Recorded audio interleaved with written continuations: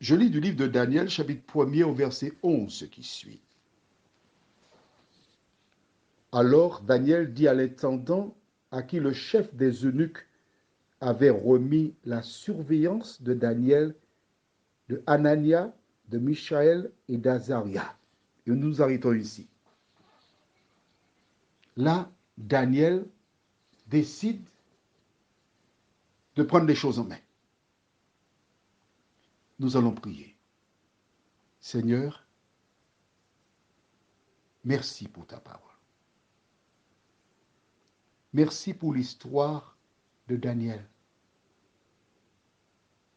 Aujourd'hui, nous tournons vers cette histoire pour grandir spirituellement. Mais lui, il n'avait pas de support comme celui-là. Merci pour toutes les expériences de foi.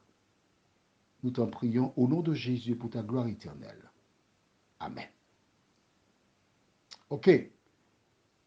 Voilà donc Daniel qui a fait une démarche auprès du chef de l'eunuque, des eunuques. Je lis verset 9. On a vu ça avant hier. Dieu fit trouver à Daniel faveur et grâce devant le chef des eunuques. Le chef des eunuques dit à Daniel, je crains mon Seigneur le roi, qui a fixé ce que vous devez manger et boire. Car pourquoi verrait-il votre visage plus abattu que celui de jeunes gens de votre âge? Vous exposeriez ma tête auprès du roi. Voilà ce qu'a répondu le chef des eunuques. A-t-il dit à Daniel, d'accord, on va faire comme tu as dit? Non. Il n'a jamais donné son accord. Mais Daniel, qui sait que sa demande vient de Dieu, qui veut faire la volonté de Dieu, il n'a pas de problème, il n'a pas de souci. Il laisse le chef des eunuques, il va vers l'intendant, celui qui est responsable, on va dire, de l'ordinaire. L'ordinaire, c'est pour les enfants, dit la cantine, mais dans ce domaine, c'est l'ordinaire. Il va là et il dit à l'intendant, nous verrons cela demain si Dieu nous prête vie. Pour lui, c'est un acquis déjà. Alors, il se dirige vers l'intendant, il lui dira quelque chose. Qu'est-ce que je voudrais te dire à travers cela? Quand tu as la conviction que ce que tu fais vient de l'Éternel des armées, tu ne dois pas avoir peur, tu ne dois pas craindre quoi que ce soit.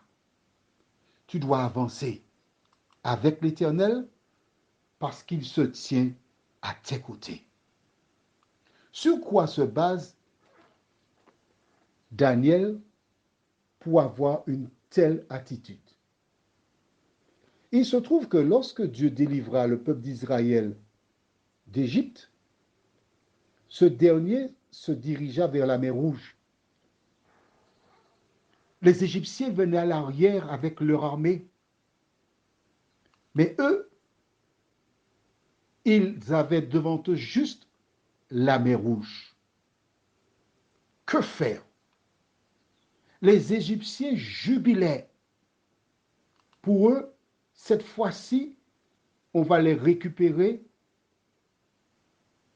Ils reviendront avec nous en Égypte.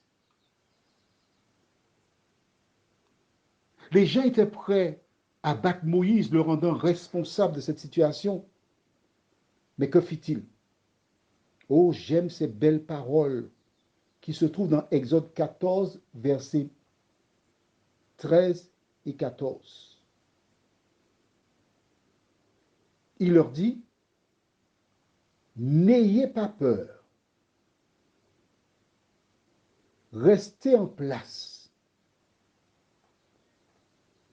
et regardez la délivrance que l'Éternel va vous accorder en ce jour car les Égyptiens que vous voyez, vous ne les verrez plus jamais. Et j'aime le verset 14 qui dit, l'Éternel combattra pour vous et vous gardez le silence. C'est ce que connaissait Daniel. C'est pourquoi il savait que l'Éternel était avec lui. Il savait que l'Éternel combattait pour eux. Voilà pourquoi il a été vers l'intendant, parce qu'il savait que la bataille était gagnée avant même qu'elle ne débute. Et toi, qui combat pour toi? Prions. Notre Seigneur et notre Dieu, nous te bénissons parce que nous voyons à travers des actions de Daniel comment tes enfants doivent agir. Merci de faire grandir notre foi et de nous diriger dans toute la vérité, nous t'en prions. Au nom de Jésus et pour ta gloire éternelle.